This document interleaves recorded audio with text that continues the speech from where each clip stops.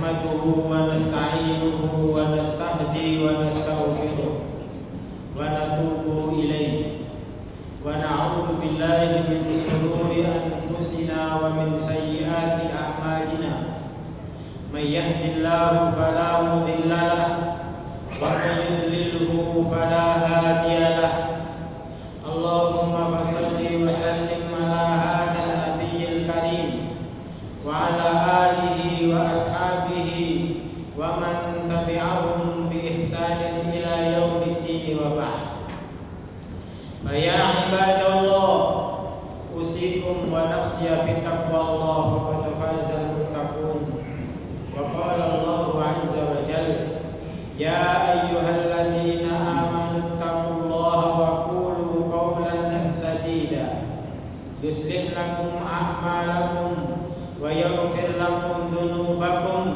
ومن يطع الله ورسوله فقد فاز فوزا عظيما معاشر المسلمين sidang jamaah Jumat rahimakumullah.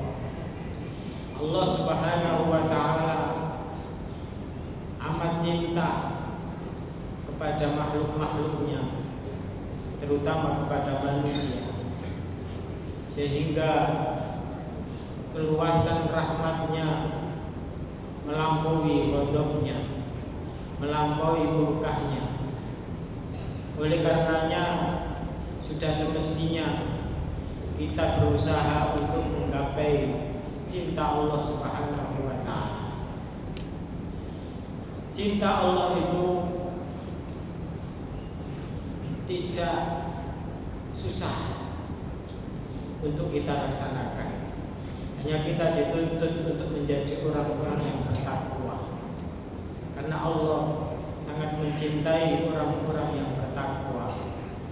Inti takwa adalah melaksanakan perintah-perintahnya dan meninggalkan semua larangan-larangannya.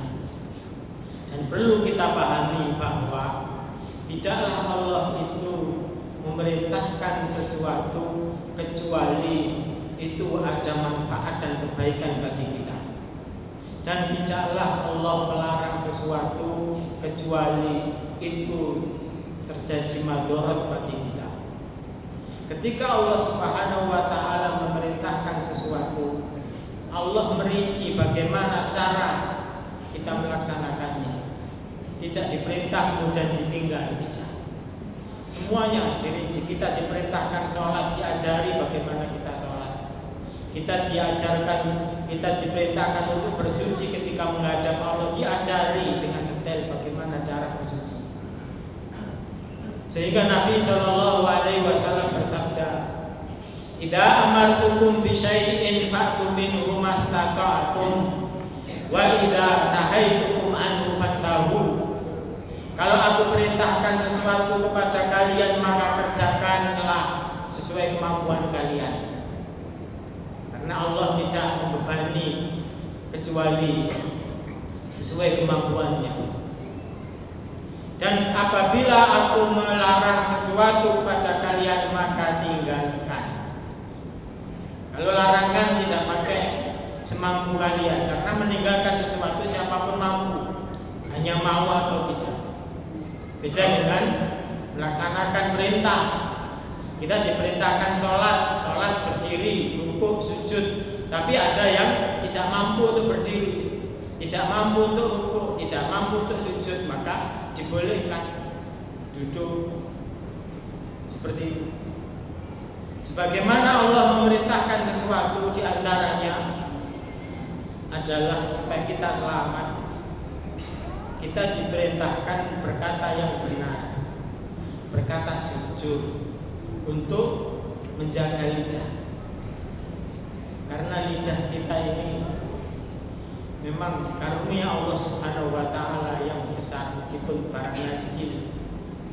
Tapi dari lidah itu sumber hikmah, sumber ilmu, sumber pahala. Maka barang siapa yang menggunakan lidah itu dengan baik, maka dia akan memanen kebaikan. Dan barang siapa yang menggunakan lidah itu untuk keburukan, karena lidah juga pangkal keburukan. Karena lidah bisa menjadikan malapetaka, bisa menjadikan huru hara, demo berjilid-jilid. Karena lidah bisa yang sekarang rame karena gara-gara tidak bisa menjaga lidah, suku Sunda marah dan seterusnya. Itu lidah. Maka barang siapa yang tidak menggunakan lidah atau tidak bisa kalau menggunakan lidah dengan keburukan, maka ia akan memanen keburukan. Allah Subhanahu wa taala berfirman dalam surat Al-Isra ayat 53. Wa kulli ibadi yaqulu allati hiya ahsan. Inna syaitana yanzahu bainahum. Inna syaitana kana lil insani aduwwan mubina. Katakan Muhammad kepada hambaku supaya mereka berkata dia ahsan, yang benar, yang baik. Karena sesungguhnya setan itu membuat perselisihan di antara kalian. Lidah di media sosial, kemudian mengolok-olok suku lain, yang punya suku marah, akhirnya jadi masalah. Padahal kita dihadapkan bencana dan lain sebagainya, tapi ada hal-hal yang semacam itu. Setan memang menginginkan kita bermusuhan. Maka di ayat itu disebutkan, dan setan itu adalah musuh yang jelas bagi kalian, lidah. Makanya ada seorang anak yang ketika menghadiri pelantikan Umar bin Abdul Aziz mengatakan, almar'u bi asgharihi. Seseorang itu tergantung dua hal kecil di tubuhnya, yaitu lidah, lisanuhu wa qalbuhu, lidah dan hati. Karena pentingnya lidah ini, Nabi Shallallahu Alaihi Wasallam banyak hadis memerintahkan kita menjaga lidah. Man kana yu'minu billahi wal yawmil akhir falyaqul khairan aw liyasmut. Barang siapa yang beriman kepada Allah dan hari akhir, hendaknya ia berbicara yang baik atau diam.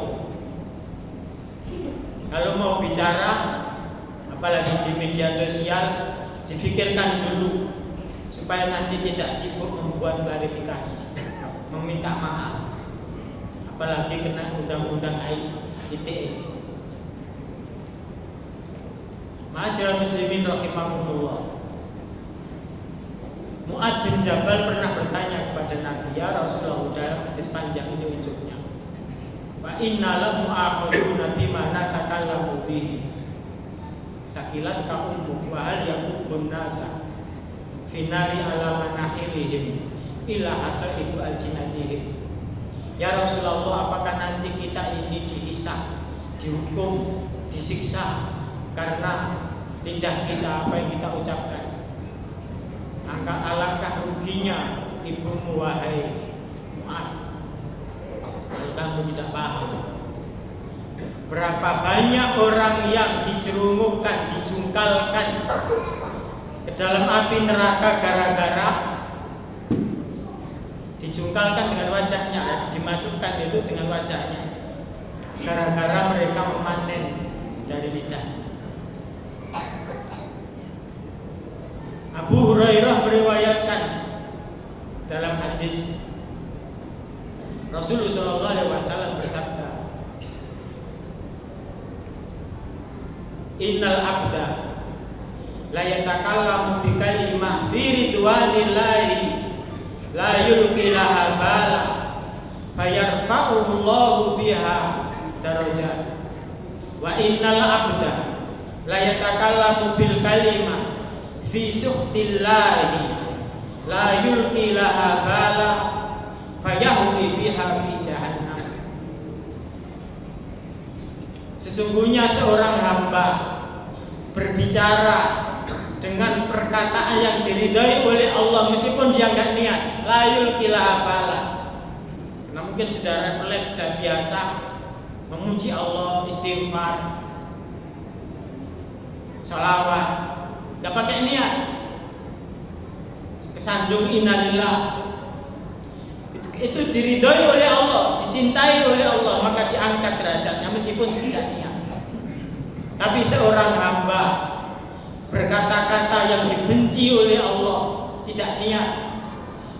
Anak-anak zaman sekarang biasanya ketika berbicara mesti ada umpatan, ada jir-jirnya. Itu enggak niat itu. La yulqilaha bala, tapi fayahui biha fi jahannam. Itu bisa menyebabkan ia masuk neraka jahanam meskipun sholat. Apalagi sholatnya bolong-bolong gara-gara lidah, tidak niat. Tapi apa yang diucapkan itu kebencian yang dibenci oleh Allah Subhanahu wa taala. Makanya Nabi SAW juga bersabda, "Inna min akbaril kabair an yal'anar rajulu walidayhi." Sesungguhnya di antara dosa besar adalah seorang anak mengutuk kedua orang tuanya. Ya Rasulullah, bagaimana anak mengutuk kedua orang tuanya? Yal'anur rajulu abar rajuli fayasubbu abahu wa yasubbu ummahu. Seorang anak mengutuk mencela bapak atau orang tua orang lain, maka orang lain ini mencela bapaknya dan mencela ibunya. Makanya Allah Subhanahu wa taala dalam surat Al-An'am ayat 108 melarang kita untuk mengutuk mencela orang-orang yang menyembah kepada selain Allah dan sesembahannya. Wala tasubbul ladzina yad'una min dunillahi fayasubbullaha adwan bighairi ilm. Jangan kalian mengutuk atau mencela sesembahan orang-orang yang menyembah tidak kepada Allah. Karena efeknya apa? Maka mereka akan mencela Allah Subhanahu wa taala dengan permusuhan tanpa ilmu. Seolah kita mencela Allah, meminjam lidah orang lain. Maka apa yang baik kita ucapkan, Allah berfirman dalam surat Fussilat ayat 33, "Wa man ahsanu qawlan mimman da'a ila Allahi wa 'amila shalihan wa qala innani minal muslimin." Siapa perkataan orang yang paling baik selain orang-orang yang mengajak pada Allah dan beramal soleh, dan mereka mengatakan sesungguhnya aku termasuk orang-orang yang berserah diri. Oleh karena itu di setiap perbuatan kita, di setiap ucapan kita harus menyertakan Allah Subhanahu wa taala. Sebagai oleh-oleh Jumatan ini, Abdullah bin Amr meriwayatkan dalam hadis yang diriwayatkan oleh Tirmidzi, "Ma'alal ardi ahadun yaqul la ilaha illallah wallahu akbar wa la haula wa la quwwata illa billah illa kafarat anhu khotoyahu walau mithlu zabadil bahr." Tidaklah di muka bumi ini seorang pun yang berkata atau yang mengucapkan la ilaha illallah wallahu akbar wala haula wala quwata illa billah, kecuali dosanya akan diampuni meskipun dosanya itu sebanyak buih di lautan. Ketika Anda sudah membiasakan ucapan itu dan tanpa niat pun itu menjadi pahala, diangkat derajatnya di sisi Allah Subhanahu wa taala. Kata penyair, lisanul fata nisfun wa nisfu fuaduhu falam yabqa illa suratil lahmi wa dami. Lidah seseorang itu separuh harga dirinya, separuh kehormatannya, dan separuhnya adalah qalbunya. Tanpa keduanya maka manusia itu hanyalah seonggok daging yang diberi nyawa, yang tidak punya rasa. Barakallahu li wa lakum fil Qur'anil azim wa nafa'ani wa iyyakum bima fihi minal ayati wa dzikril hakim. Aqulu qawli hadza wa astaghfiruh innahu huwal ghafurur rahim.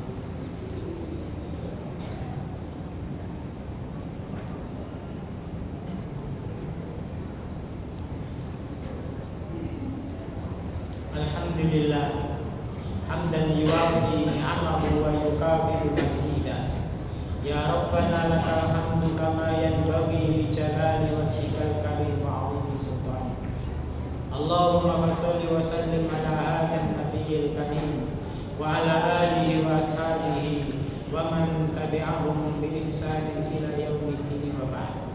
Ya ibadallah, usikum wa nafsi bi taqwallah wa qad fazal muttaqun. Ma'asyiral muslimin rahimakumullah.